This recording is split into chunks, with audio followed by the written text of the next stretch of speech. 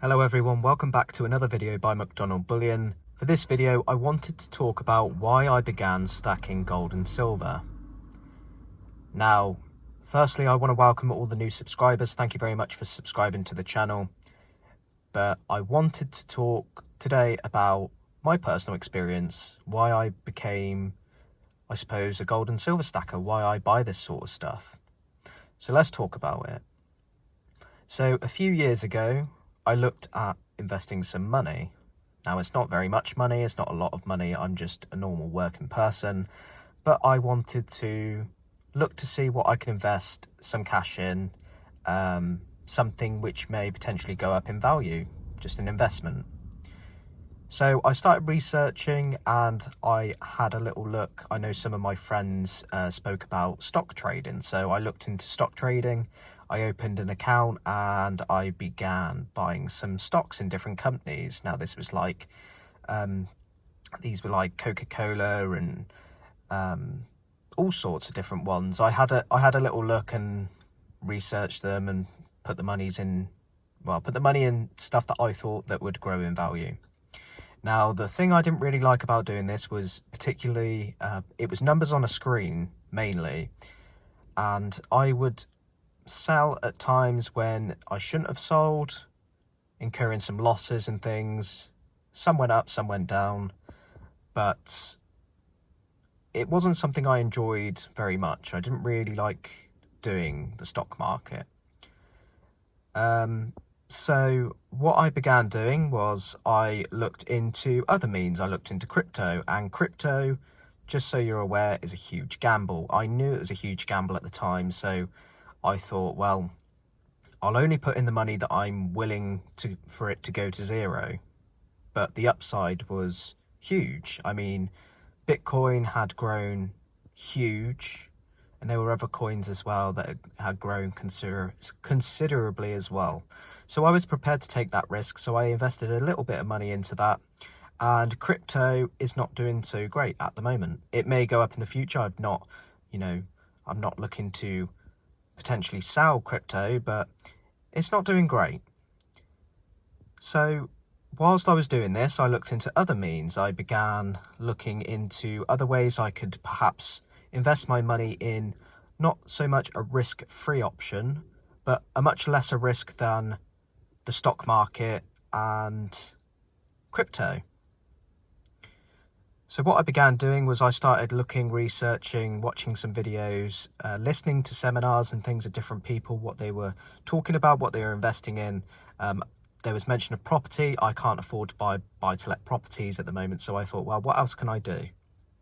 And what I did was I walked to my local shop at the time and I bought a couple of finance magazines to read. I don't usually really read finance magazines because I know some different ones have agendas and things like that.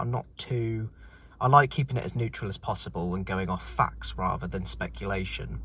But one of the articles I read in it was really interesting, and it was talking about America printing money, and this was before COVID, I believe.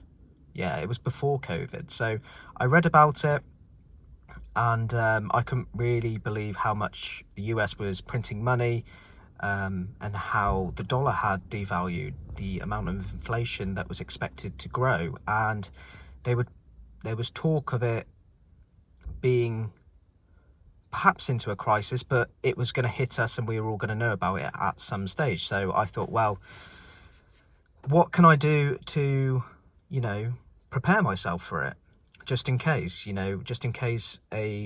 maybe not a collapse, but the money devalued or something. How can I safeguard, myself and my funds and everything? Now, those that are not finance gurus, I'm certainly not, but the US currency is the reserve currency of the world, and I know that many companies, especially the UK, and governments invest in the US stock market. So when US companies aren't doing well, and if they're printing money and eventually they have to, well, if they go under, or if some companies go under or whatever, it affects many people. It affects the UK especially because so many people invest in US companies as opposed to, different countries' economies, because the US, At the moment, unless China surpassed them, I believe they're still the strongest in terms of finance. But whether China overtakes them at some point, I don't know.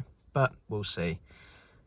But this magazine started talking about perhaps a crash similar to 2008, possibly worse, that was due on the horizon. We led some good years up from perhaps 2010, 2011. When it comes to housing and everything, housing prices were growing, interest rates were very low, but now, I mean, a couple of years ago you could get an interest rate for 1.75%, I think, on a mortgage, and now it's around about 5%, 4 or 5%, which, you know, is causing people to sell up because they bought more than they can pay for now.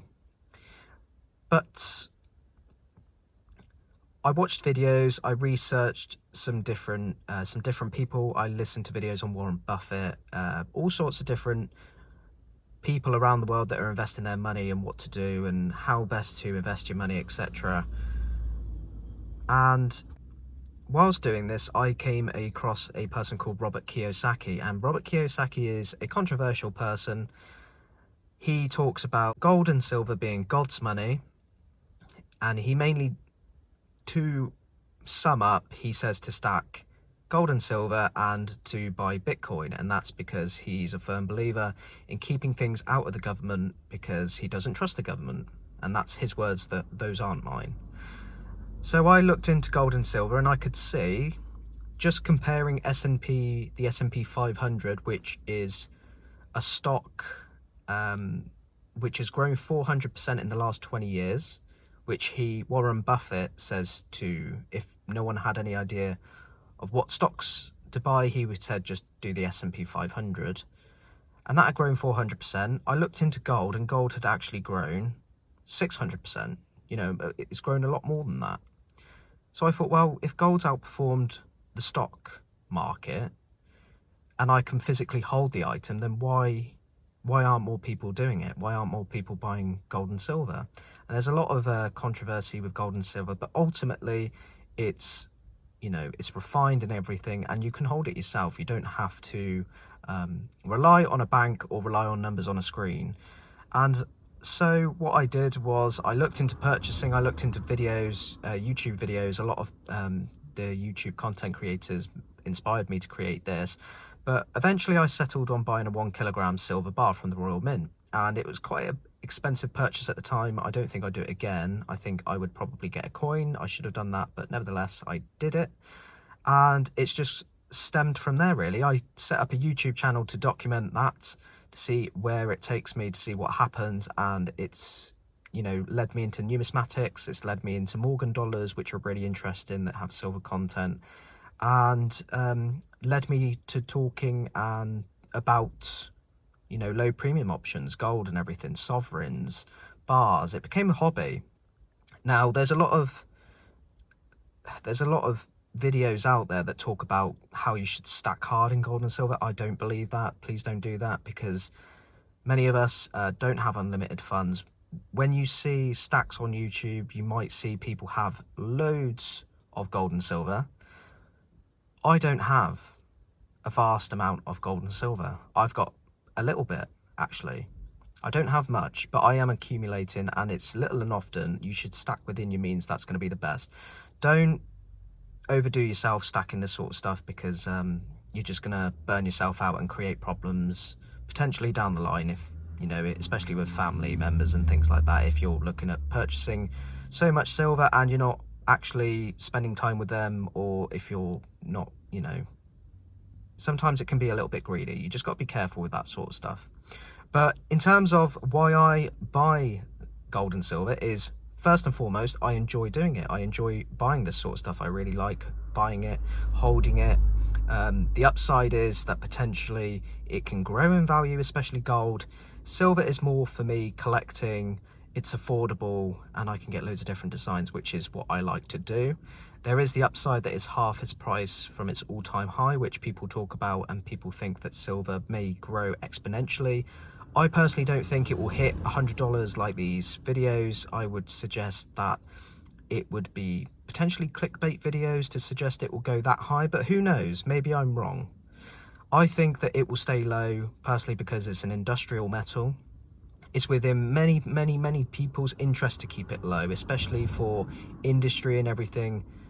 So I don't think it will grow exponentially, but I do think we'll see these little highs and lows like we did potentially in 2011 and 1980. But it's yet to see. Who knows? I'm no expert, but yeah. In terms of gold is a really good wealth preservation, I feel. Just comparing it to the S&P 500, if you've got, let's say, this Canadian maple but in a gold form, if you bought one 20 years ago and it's grown 600%, then that's a really good return on investment, I feel.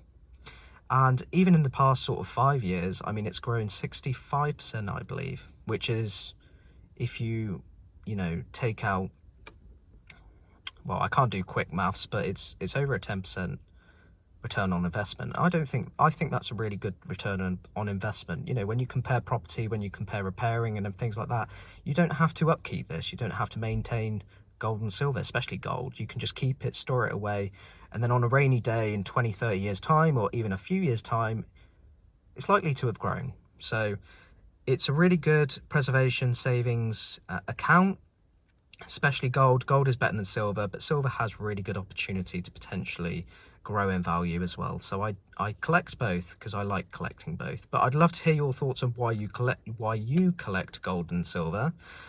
I've told you the reasons why I do. I've told you my experience, so I would like to hear your thoughts on why you collect it as well. Let me know in the comments, of course. If you are new here and you do enjoy me talking about gold and silver, then please consider subscribing to the channel. It really does help me out. And there's extra bonus points if you hit the notification bell so you don't miss another video. But until then, thank you very much for watching. I will see you guys in the next video.